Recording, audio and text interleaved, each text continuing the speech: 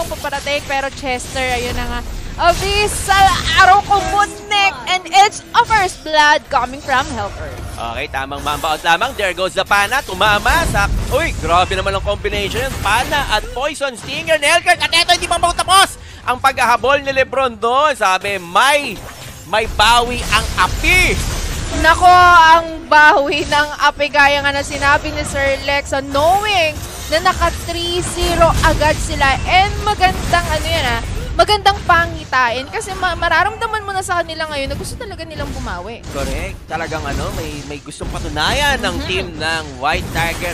0-3 run in favor of White Tiger. At eto na nga po si Akot Drogi is going to defend the top lane turret. At eto, there goes the Falling Star Moon. Two combination against Mavzy. Ngunit nagtawag na po ng kabayo. Nakatakas na po sa Santa Mesa Racetrack ang kabayo, mga kaibigan. At eto, what a kill combination with Chester and Lebron connection. At eto na po si Benedetta, ang makakero rin yung Rumeki. Ilabas mo na! Galing. Gustong manakit ngayon ni paring Lebron natin. And ang ganda ng KDA niya for the 3-0-1. Knowing na Hellcurt pa. So talagang gusto nilang i-pull off. This time, na kami naman yung mananalo. Tama. Hindi talaga bibigay itong si Lebron tsaka si Blaine. Yes, tama nga naman yun. Pero nako, tingnan natin ano nga ba ang pwedeng gawin ng Azure Dragon knowing na lumalamang na yung White Tiger. Ang ganda ng rotation actually ng White Tiger ngayon. Mukhang pinagbigyan lang pala kanina. At eto, dalawa na naman laban sa isa. Ngunit tamang mamba out lamang nakuha naman ni Mavzy ang Crab Coin.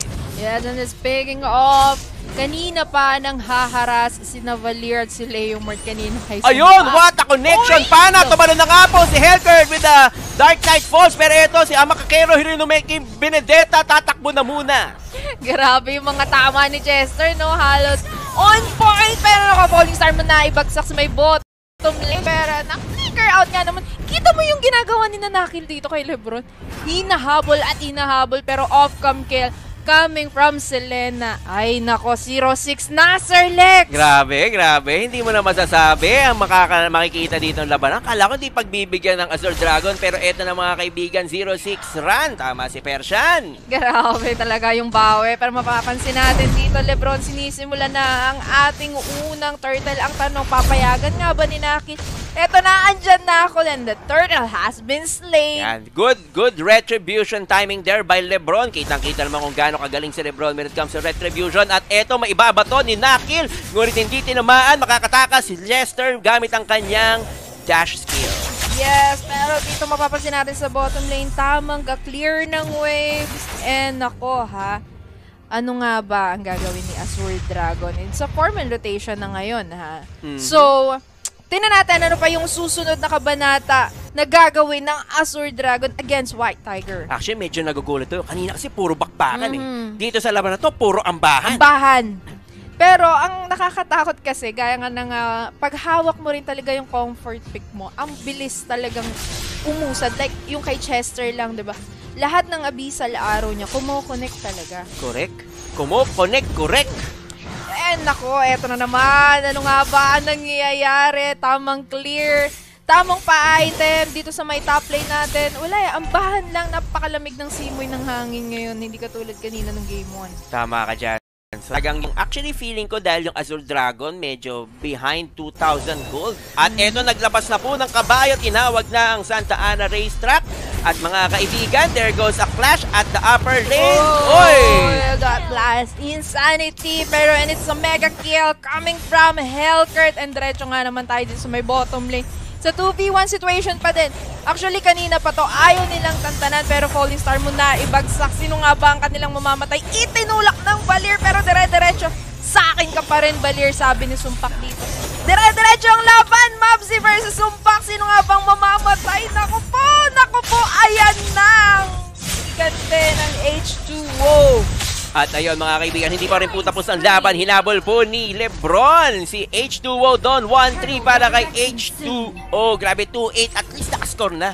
Akala ko tatapusin ng White Tiger na itlog ang score ng Azure Dragon. Hindi naman syempre papahayag yung Azure Dragon ng ganun-ganun lang. Knowing na 6 minutes pa. Naman Sir Lex, so marami pa pwede mangyari. Nako, on to that bottom lane. Sino nga ba mamamatay? Nakil, saan ka pupunta? Sabi dito ng Balir. Halika rito. Paapuyin kita. Imagine mo, inapoyan na, pinana pa. Saan ka pa lulugar, diba? Double kill, murder pang inabot mo, torture na kumbaga. Mukhang talagang seryosong kanina ata, download game lang ang pinakita ng White Tiger kanina. Parang nagpainit-init lang, no, Sir Lex? Oo, nagpainit. Ito na nga, pumasok na nga po. There goes the, combination. Naglaho. Hindi pa tapos ang laban. Saan ka pupunta? Sabi ni Farsa kay Selena. Pero nako 2-9 na ang ating score in favor sa White Tiger. And gaya nga na sinasabi na yung talagang nakakakuha ng kills. Yes. Delicates yun. 5-0 run in favor of Hellcurt. Imagine mo, si Lebron wala pang patay. Grabe yung falling star man. Dark Knight Falls. Yes. With the Poison Stinger combination. Talagang naglalaho itong si Doggy na 0-2 ang score. Yes. So nako, eto na nga ba ang talagang gante ng White Tiger sa pagkatalo nila kanina game 1. Pero eto na, sinakil natin na talagang inambahan lang or tinanggalan lang naman ng Firaga si There goes the Falling Star Moon. What a combination by Sumpak. Huling-huli under the tower ang katawan ni Painflix doon. Hindi na inaasahan. Pero ang kaninang malaking lamang, unti-unting nakakabawi ang Azure Dragon. 5-10. Naku, delicates to. Pero naku, hindi pa rin dyan nagtatapos ang ating laban. Ayan na, H2O. Laban kay Mapsi. Pero naku, 3v1 situation na naman. H2O, mali ata ang pasok mo. O pagpunta mo doon, 'di ba? Pero Drogi na nga ang back up na nangyari. So, buhay pa ako, sabi ni H2O. Buti na lang talaga dumating ka. Buti na lang, tama. Buti na lang may Sainty na ibon na talagang nagmamahal kay kay H2O. All na mahal. Omega kill sa ating Esmeralda. And come to think of it, Azure Dragon biglang nakakabawi, no? Parang nangyari dito pero well, hold on to that. Hindi pa rin tapos ang bakbakan. Nagkaroon pa ng turnaround kill doon. And it's another one for Azure Dragon na napatay. Nakapatay ang ating Guinevere. At ayun, nakuha din ni Drogi ang ganyang turtle buff. At ito na nga po guys, first time in this game na makakalamang po ng Azure Dragon ng pera, 25,000 to 24,000, so 1K gold lead in favor of Azure Dragon. Naku, mukhang napaaga ata ang Falling Star mo ni Sumpak doon. Ayun na nga, malingligan na pasukan mo, Pain! Muntikan ka na, buti na lang meron Firaga Armor, mga kaibigan. At eto, tumulak na nga po, there goes the Dark Knight Falls. Naghahabol po ang Hellcurt, yan na po ang Parsa at patay! Patay na nga, it's a monster kill na naman. Ang tanong nga naman dito for that Azure Dragon, diretso ba tayo? O tama, chillin like a villain tayo dito kasi si Esmeralda kumukuha naman that Falling Star mo na naibagsak pero mali ata ang pasok mo doon, sabi ni Lebron. At ayan mga kaibigan, there goes Guinevere with his Darna Labada. Ngunit mukhang makakatakas. Ay walang tinamaan. Eto, humabol pa po si H2O. Hinahabol si Chester. Ang makakero Hiromeki. Takbuhan na muna mga kaibigan. Ngunit hindi pa. Ay grabe! Oy! Napatay niya. Triple kill ngunit under the tower na. Masyado ka nang umaasim, Kenshin Himura. Pero teka lang, ang cute-cute ng dalawa doon sa may bottom lane. Nagkakapatayan kayo. Teka, habulan tayo dito sa may bottom lane. Tama. Alam mo ito si Nakil tsaka si Mabsy, may sariling mundo talaga ng dalawan to no? Yun nga yung gusto ko sabihin. Asan kayo? Parang ang cute naghahabulan doon sa may yung nagkapatayan at tandun yung inot doon. Alam mo yan, yung dalawa talaga yan, hanggang sa dulo ng walang hanggan, di nagkakahiwalay. Kahit sa bakbakan, sila lang gusto talaga nila. Pero nako, Azure Dragon is doing it. Pero nako, hindi pa rin tapos ang laban natin, Hellcurt. Gusto pa rin umariba. Saan kayo pupunta? Sabi ng White Tiger dito against Azure Dragon. Uy, grabe naman si Doggy doon. Sana tumatama yung skill, Doggy, no? Sana tumatama. Like, abag na ka sa damo, hindi pa rin tumama. Parang minsan eto si Sir Doggy, hindi mo alam kung binibigay na ba minsan yung laban. Oo nga eh. Ayusin mo buhay Baka kasi mo. Chicks nandun, ayaw niyang tamaan, kaya iniwasan na lang niya. Hindi pa natin alam kung magkatabi ba, ayusin mo buhay mo. Diba? Baka sabi baka binalo, "Hoy Chicks, nandito ako, wag kang lalapit dyan." Yari ka sa akin. May babato sa'yo. Pero naku po, ayun na nga yun. Speaking of that set na inaantay ni Sir Lex, nadali niya si Kuya Chester natin doon. Ayun, sabi si ayaw gamitin kay Chicks eh, dapat doon eh. Hoy, nagkakahabulan mga kaibigan, ang mga Kero Hironomeki, ginamitan na Benedetta ni H2O. At eto, they will be going for the Lord. At eto na nga mga kaibigan, they are going to put the nail on the coffin of White Tiger. That White Tiger, kinukuha na nga ng Azure Dragon yung ating first Lord and bumaliktad yung game natin, ha? Kanina lamang na lamang yung White Tiger. Ngayon napunta sa Azure Dragon tong match natin na to. Nakabawi agad. Oo, kumbaga, ginawa lang talaga ng Azure Dragon. Pinasarap lang, gusto pang manalo. Diba? Pero hindi pa rin tapos ang laban natin. Inihagis, pero nako, turnaround kill pa nga naman. Mali yung hagis mo sa akin doon, tol. Oh, last insanity sa muka ni Nakil. That Nakil, here you go. 12 minutes, 16-18 pabor sa White Tiger ang kills. Pero when it comes to objectives, hawak na hawak ng Azure Dragon and basag na naman yung middle lane turret ng White Tiger. At ito na po ang Lord, kumakatak na po sa top turret at there goes the Dark Nightfall. Sinusubukan po tunawin na Lebron ng Lord. Ngunit nandito si H2O at ayun, tinamaan ng pana sa likuran. H2O, there goes the... Ayun na nga si Farsa, nagtaas ng kamay, medyo mabaho, kilikili kaya nagtakbuhan ng mga kalaban. That feather strike na ayaw na maramdaman ng White Tiger dito. Pero hindi pa rin tapos ang laban. Oh, kita mo kung paano man TP yun. Ay, grabe disumpak with that TP yun. Ano yung ginawa ng Azure Dragon kung paano nila hinaras yung White Tiger doon sa may top lane. Ito, hintayin natin. Magtataas na kamay si Sainty. Ang baho ng alam mo, Sainty, gumamit ka ng mga deodorant. Kasi pag nagtataas ka ng kamay, nagkakaatrasan ng labanan eh. Pero napansin mo kung ilang best pinasok talaga ni Sir Doggy yung Torre na parang feeling ko talaga sinasadya mo eh. Parang ganun yung gusto ko na sabihin. May gustong patunayan, no? May gustong patunayan. At ayan na nga, tinamaan po ng pana with a combination of Plus Insanity. Magkakahabulan. Ito po si Esmeralda. Pinupugo ng 4 ngunit with the shield. Ang taas ng sustain. Ngunit hindi mo kakayarin ng 4. Wala makunat sa 4, mga kaibigan. There goes the Unstoppable Force. At itinulak! Tinulak! Nakita mo yun, Sir Lex! Tinulak paloob ng base ni Balir. Grabe! Ang ganda nung setup niya doon kung sakasakali. Pero yun na nga, Winnie B napatay ang Hellcurt. Pero nagkapatayan at nagkapalitan nga lang naman ng kills. Pero sabi dito ni H2O, double kill. Saan ka pupunta? And I think it's a triple kill, Painflix. Pero hindi. Nabuhay! Itulak pa rin niya yun doon. Naibuhay. May ano eh, may piraga Piraga, armor. yes. May piraga pa, hindi pa kaya magbuhay. Pero kita nyo dito, gaano kabangis ang Hamakakero Hironomeki ni H2O, mga kaibigan. Nagkakaroon ng bakbakan. Sinubukang habulin etong si Export. Ngunit masyado pang makunat. Meron siyang, may epic skin kaya makunat. Iba talaga guys pag may skin kayo ha. Pero mapapansin natin for that Azure Dragon, tamang clear ng waves. Ang tanong, tatapusin na nga ba nila to o aantayin nila yung Lord na mabuhay ulit? Patatagalin nga ba ulit nila? Or alam namin medyo delicates kami sa game 2 eh. So hindi kami pwedeng magpa-petics lang. Tama ka dyan, ano, Persian? At eto mga kaibigan. Uy, grabe to si Nakil. Sinusubukan pang itapon si Sainty papunta sa kalaban. And there goes the Falling Star Moon. Last Insanity ni Painflix. Tamang mambaot lamang. Hindi nakakayanin ng ating labanan. Tamang ano na muna, hindi na nakakayanin si Sumpak. Ito po, nagtaas na ng kamay. Feathered Airstrike para kay Mabsy. Takbo muna, Mabsy, no? Medyo nanununtok eh. Kita mo naman yung ginagawa ni Sainty tsaka ni Sumpak. With the TP on here. Saan kayo pupunta? Ang hirap nga rin naman kasi pumasok kapag may Farsang nag-aantay sa'yo eh, no sir? Oo, ayan na nga, Dark Knight Falls.